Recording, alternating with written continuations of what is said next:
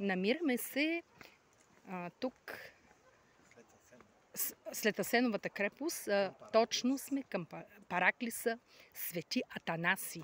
Изключителен параклис. Сега ще видим дали е скален, защото никъде в интернет пространство не е описано, но иначе е изключителна гледката. Тук малко е в по-ниската част, подножието на крепостта.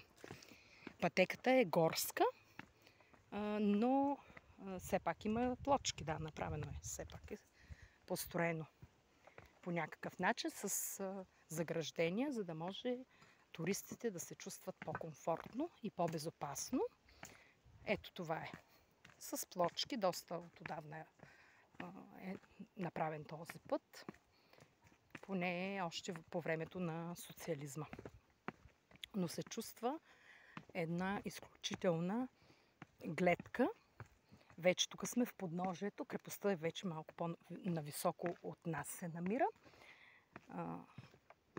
Туризма тук е доста с много красиви дестинации, обаче за разлика от други градове, инфраструктурата, свързана с транспорта, в момента е в застой.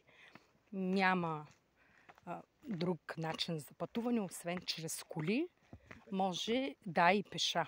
За пешеходен туризъм е изключително благоприятна този град и тази дестинация.